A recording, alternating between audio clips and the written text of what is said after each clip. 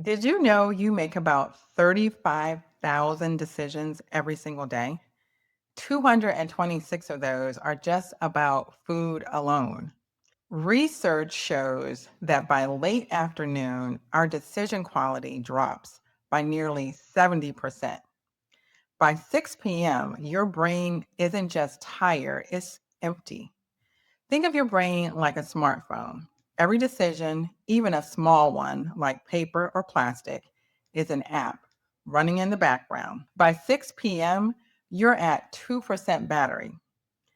In your old life, you might have had a partner to plug into, but now you're the only power source.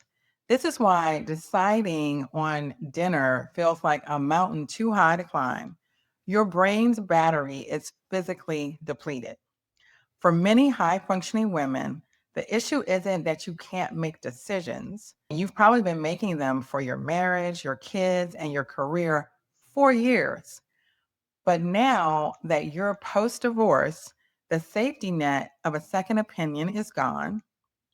And even if you were the primary decision maker before, the weight of being the only authority is a different kind of heavy. If you want to be the CEO of your new life, you have to stop acting like the janitor of your household task.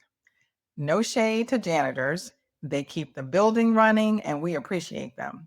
But a CEO grows the company. You need to be the CEO of your household. Today, I'm giving you three actionable ways to buy back your time and reclaim your peace. The first strategy is determine the default. What in your life can you set on automatic so that you don't have to think about it and you don't have to make any decisions about it? And consider this like decision insurance. So instead of wasting your A level brain on C level tasks, automate everywhere you can. And here are a few examples. For me, I automate all of my bills, especially those that are consistent month to month. That way, I don't have to think about them. The other thing is if you have any recurring needs like filters or pet food or vitamins or anything, automate those through any kind of subscriptions like Amazon or Chewy. It's one less thing you need to worry about. If it's coming to your door automatically, that's one less trip and that's one less thought. The other thing is have a decision free morning. A lot of us eat the same breakfast every day. That's something you don't need to think about. If you don't have to choose, you don't have to use that energy on making that decision. If you drink water in the morning, set the water on your nightstand. Again, you don't need to think about it, it'll be right there. You don't decide to take supplements, you already have the vitamins right in a little chic organizer by the coffee. It's right there. You don't need to think about it. The other thing is, I also work out in the morning, like I'm sure a lot of us do, but I don't decide when I wake up and then have to think about what I'm going to wear. I decide at night before I go to bed and I set my workout clothes out. So in the morning, that's one less decision I need to make. Now, let's talk about getting dressed for work. I know a lot of us work from home still, a lot of us may be back in the office, but I'm sure either way, you have those go to power outfits, the ones that make you feel like the CEO that you are. On Sunday afternoons, take a few minutes, pull those two or three looks together, steam them, hang them, and pair them with your shoes. And then when midweek hits and you've got a high stakes meeting, you aren't staring at a closet full of clothes with nothing to wear. The decision is already made and you look and feel incredible. And consider this, the truth is, even with a full closet, we usually wear 10% of our clothes 90% of the time. So stop fighting that. Just lean into it. Embrace your favorites, set them aside, and buy back at least 15 minutes of morning peace every day. The goal here is for you to save that A level brain for the big stuff, the finances, the kids, the career. and stop wasting it on things that we can just simply automate.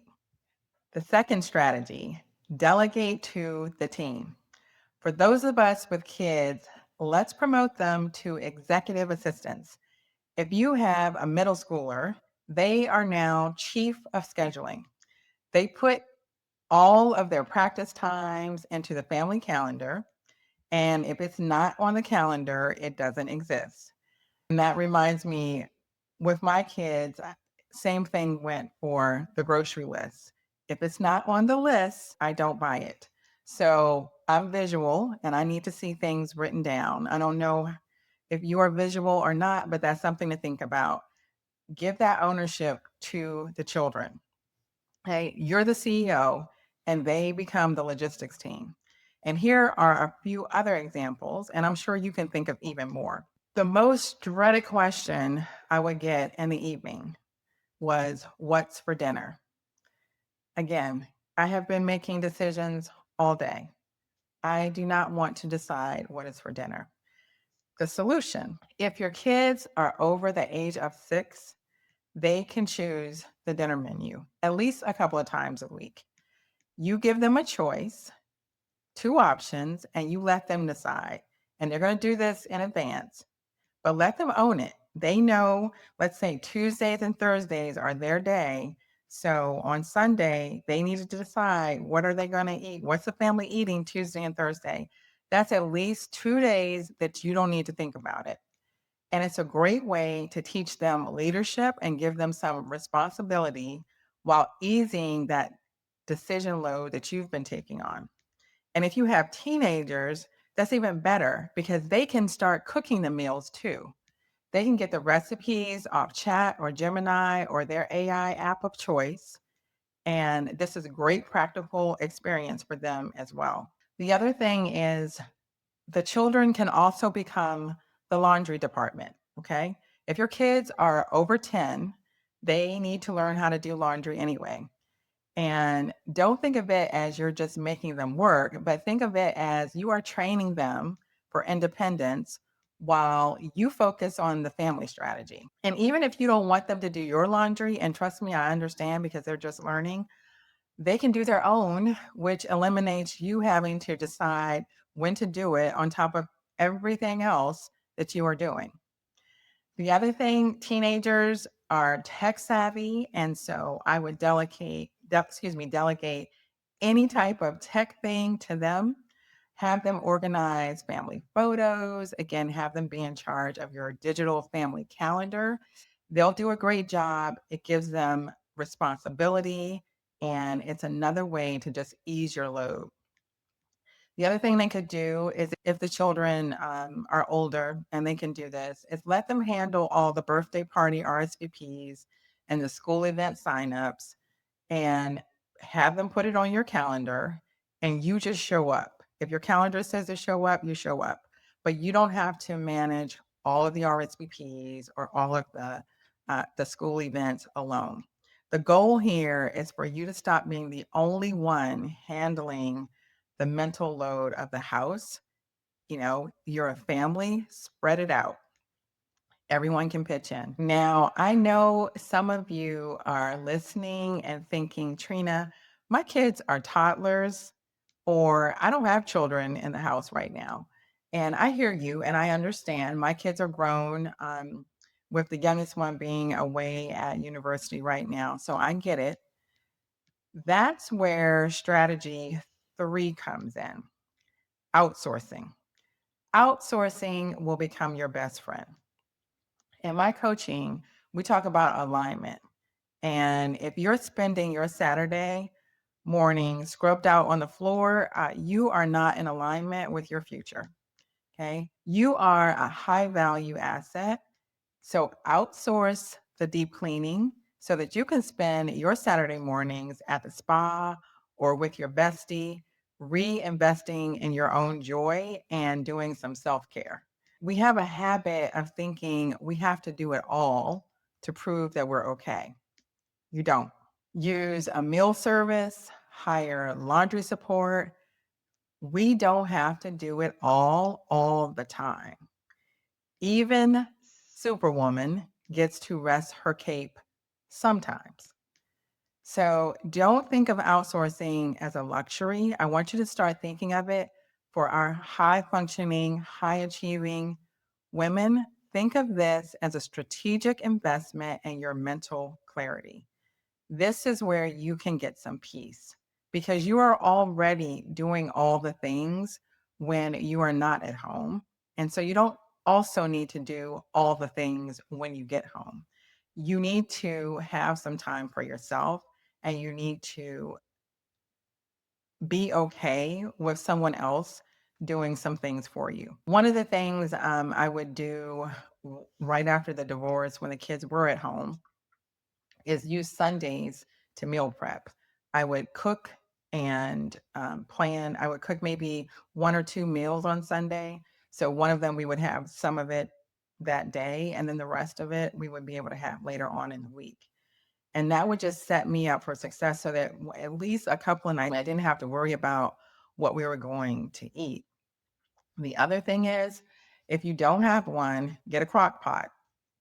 Fantastic investment because you can set it in the morning and when you come back in the evening, dinner's already done. And these are very small things, but just something to think about. And I've already mentioned the laundry apps and the meal services. And you could also, there's grocery apps, of course, so that, Instacart, you don't have to do the shopping. And the other thing is chat and Gemini. And like I said, whatever your AI app of choice is, it's fantastic for coming up with fantastic recipes and giving you ideas so that you are not spending your time on things that don't really require you to be a part of them. Your CEO time is worth more than the cost of a lawn service or someone to deep clean your house once a month. So I just want you to think about outsourcing and how you can use it to really help you buy back your time. The other thing is, it's simple math. Just do the math. If you're thinking, no, I don't want to spend, I don't want to invest in that, let's consider how much your time is actually worth. If you, let's say you make $50 an hour or even 100 or $200 an hour, if that's the case, then don't spend 2 hours grocery shopping to save yourself $15 when your time is much better spent making some strategic moves about your future, your children, your finances. Like I said, preserve your mental clarity for your next chapter, and you are absolutely worth it. If it doesn't bring you anything else but peace, it's worth it. When you lower the number of trivial decisions you make, you save your best energy for the decisions that actually matter, like your finances, your legacy, and your peace. You don't need to be the CEO of the laundry. You need to be the CEO of your new life. High functioning women hire assistants at work and then feel guilty hiring a house manager or a meal service at home. Remember, you can't be the CEO of your new chapter if you're stuck being the janitor of your old one. So I think I've kept my promise, and you have 3 actionable ways to buy back your time. Set it on default, delegate it, or outsource it. Now it's time for you to put these things into action. Pick one thing today that you will either default, delegate, or outsource. Maybe it's a grocery delivery or letting your teenager handle the weekend schedule. And then you get to enjoy time that you saved. If you enjoyed this video, be sure to comment, like, share, and subscribe. And if you're ready to start intentionally designing a life you love, let's talk. I've opened up 3 spots for next week, specifically for the women who watch this video. Click the link in the description to grab your complimentary clarity call before they're all gone. And remember, this is your season to rise.